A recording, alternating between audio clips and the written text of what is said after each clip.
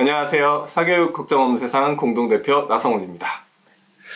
제가 그 교육과학이라는 팟캐스트로 항상 우리 구독자분들 찾아뵀었고, 또 유튜브로는 FNL이라는 콘텐츠로 찾아뵀었는데 잠깐 쉬었다가 공동대표가 되어서 다시 돌아왔습니다.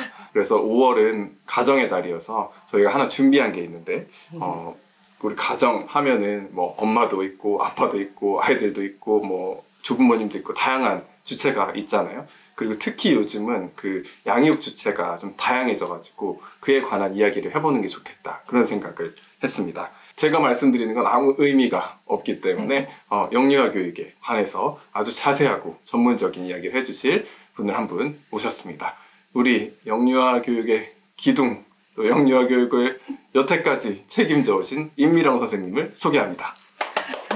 예.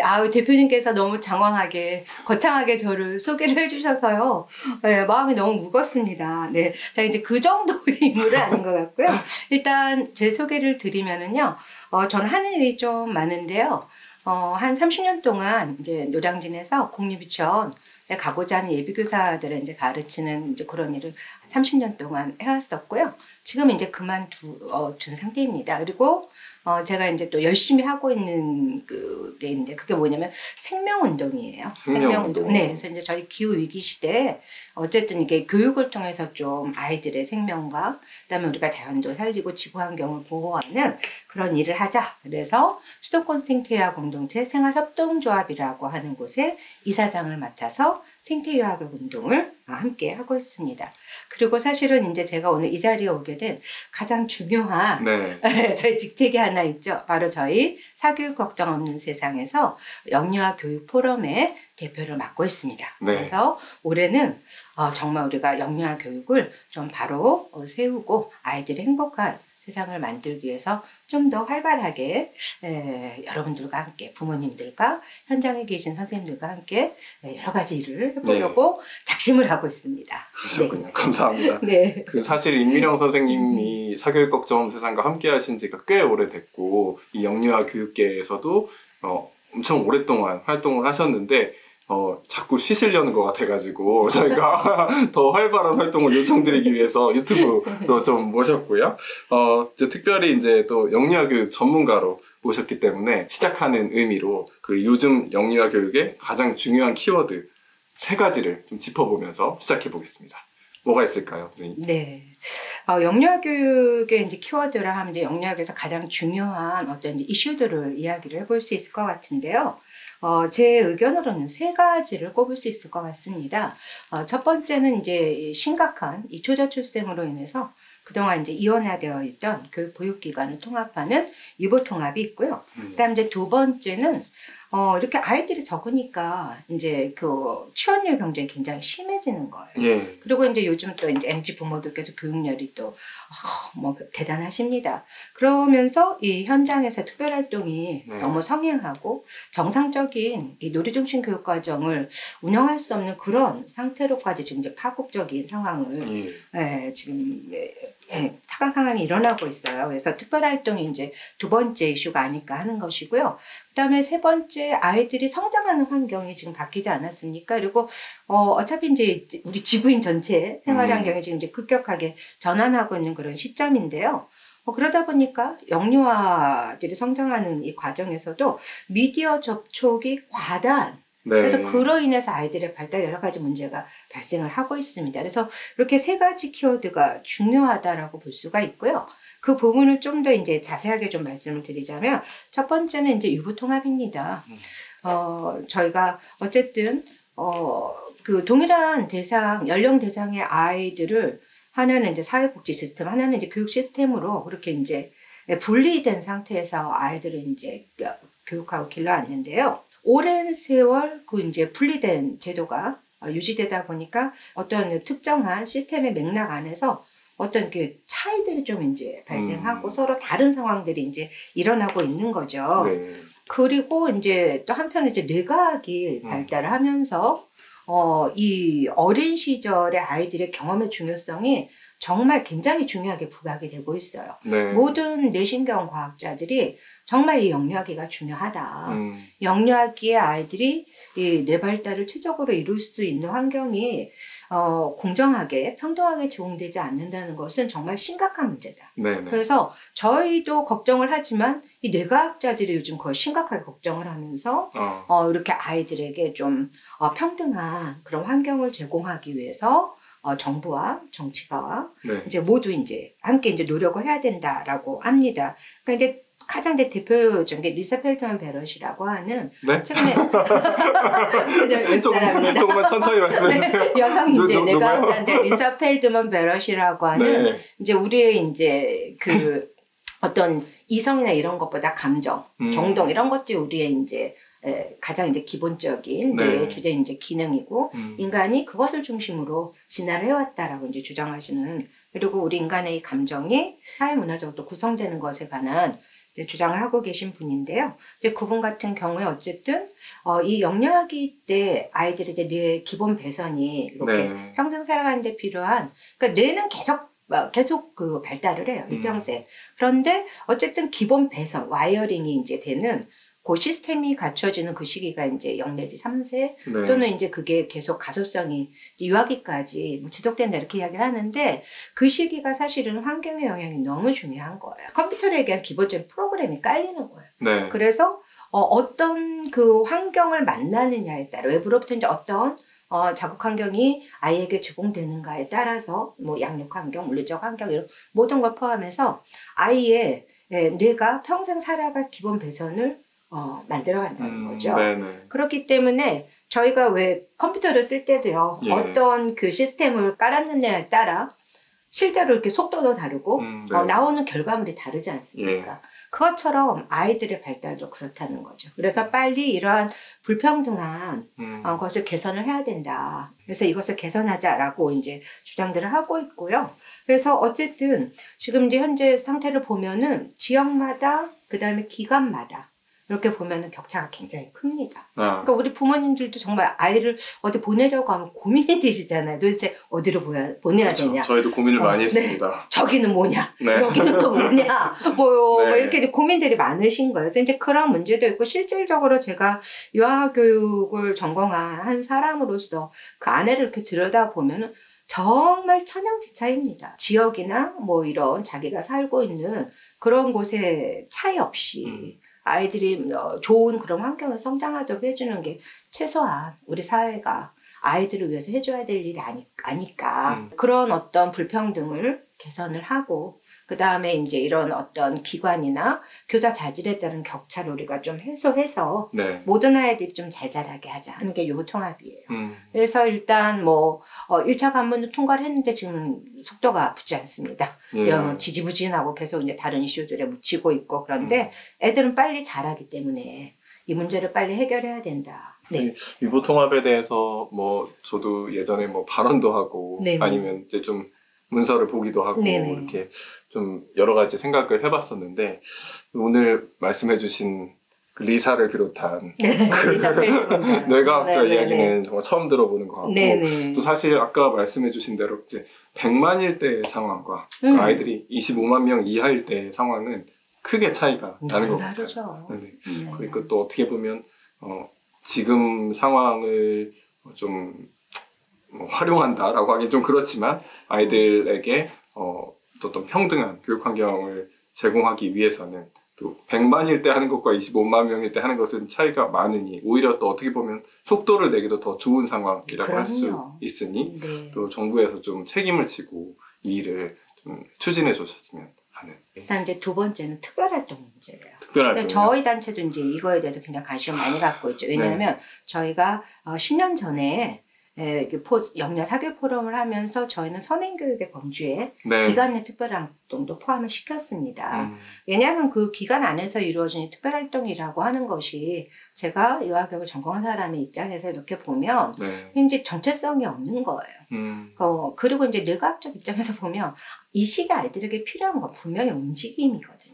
활발한 움직임을 아이들이 환경을 활발하게 탐색하면서 움직이고, 그러니까 사실은 우리 인간의 뇌가 발달하게 된 가장 그 본질적인 이유 또는 그 메커니즘은 이 뇌라고 하는 것은 움직임을 하기 위해서 발달이 된 거거든요. 네. 그리고 그것이 철저히 영리하게 적용이 되는 거예요. 예. 그런데 보면 이 특별활동 중에 애들이 이렇게 자유롭게 활발하게 즐겁게 움직이는 특별활동은 없습니다. 뭐 우리는 즐겁게 막 춤도 추고 뭐 네. 아이들하고 뭐 이런 그런 거 아니에요. 그게 아니라 자발적인 아이들이 이 생활 속에서 이런 자발적인 네. 그런 이제 흔히 말하는 생존 기술이라고 할 수 있는 그런 것들을 이제 발달시켜야 되는데 그런 거 전혀 없습니다. 네. 그리고 막 또 보여주기식에. 그다음에 또 기가 막힌 게 있죠. 결과물을 집에 가져가게 합니다. 집에 너무 많이 가져와. 네. 근데 그 결과물을 좀 큰 애들은 아이들이 하기도 하지만 애들이 사실은 일정한 동일한 시간에 그 결과물을 동일하게 만들기 어려워요. 그러다 보면 그건 과연 누구의 작품일까요? 선생님의 작품입니다. 네네. 선생님들이 또 정말 열심히 아이들이 한 것처럼 또 굉장히 노력을 해서 보냅니다. 적당히 좀 뭐 만드신다는데. 네. 그러니까 이거는 아이들에게도 별 교육적 효과가 없고 선생님들에게는 정말 정말 불필요한 업무를 증가시키고. 네. 근데 알고 보면 그 특별활동비를 최근에는 이제 뭐 부모님들 직접 받는 것도 있지만 또 이렇게 지자체마다 이제 국민의 세금으로도 지원하는 일이 늘어났어요. 예. 그런데 정말로 그것이 아이들과 현장을 위한 일인가라고 하는 이제 고민을 우리가 해야 된다. 왜냐하면 너무 많아지니까. 그렇죠. 네. 그래서 이 특별활동에 대해서 제가 꼭 드리고 싶은 말씀은 특별활동은 정말 특별한 활동이 되어야 된다. 네. 스페셜 에듀케이션이 돼야 된다. 그럼 그 특별한 활동이란 뭐냐? 각 아이에 맞는 맞춤식 교육이라는 거죠. 네. 아이들은 정말 다 우리가 흔히 고유성이라 그러잖아. 아이들이 아니라 인간은 고유성을 갖고 있고 예. 우리 그 유전자 DNA 자체가 고유하지 않습니까? 그죠? 오늘 과학 이야기가 많이 나오네요. 네. 그 너무나도 고도의 이제 복잡한 그런 메커니즘을 가지고 인간이 이제 발달을 하기 때문에 그 아이들에게 그 적소라고 하는 그 개념의 그런 환경을 아이들이 만나고 거기에서 자기의 스스로 그 환경과 이렇게 적응하면서 아이들이 다양한 생존 기술, 적응 기술, 뭐 소셜 이런 것들을 이제 발달시켜 나가도록 도와주는 거. 네. 그게 저는 특별 교육이라고 생각해요. 그게 스페셜 에듀케이션이거든요. 근데 우리 한국 사회에선 지금 그러기에는 교사대 아동의 비율도 너무 높고, 네. 그 다음에 교사들 할 일도 너무 많고, 네. 그런 이제 상황인데, 그 다음에 좀 더 그렇게 스페셜한 전문적인 교육을 하려면 교사들의 처우가 좋아야 돼요. 그래야지 이제 유능한 교사들. 그러니까 유능한 인력들이 유아교육이나 보육 쪽으로 유입이 되고 그 사람들이 또 열심히 공부하고 노력해서 전문가로서도 현장에 나가게 되고 이렇게 되는 거거든요. 근데 처우는 열악하죠. 일은 네. 고되죠. 아이들은 너무 많죠. 누가 여기에 오고 싶겠습니까? 네.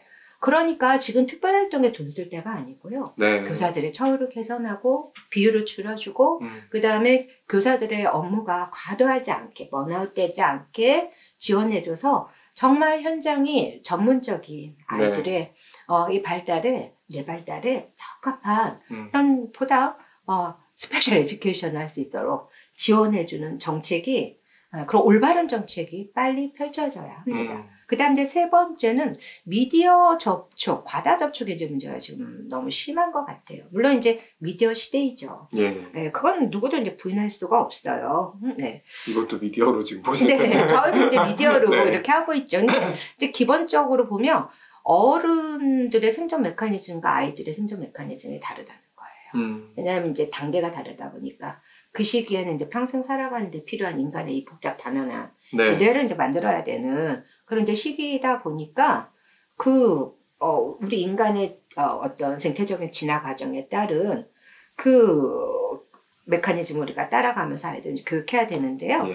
그리고 이 시기에 아이들에게 발달하는 어떤 우리가 이제 그 아이들이 구성하는 정보, 예. 지식의 체계라고 하는 걸 보면은 일단 감정과 관련된 게 굉장히 많고요. 네. 그 다음에 이제 중요한 게 절차적 지식이라고 하는 것들이 있어요. 절차적 지식이라는 건 예를 들면 우리가 냉장고에서 주스를 꺼내서 마시려고 하면 어떻게 해야 돼? 일어난다. 네. 그 다음에 걸어간다. 네. 냉장고 문을 연다. 그 다음에 거기에서 주스를 꺼낸다. 문을 닫는다. 주스 뚜껑을 연다. 그리고 컵에다 주스를 따른다. 네. 이 절차잖아요. 예. 이게 하나하나의 흔히 스키마라고 하는 행동의 도식들로 연결된 거거든요.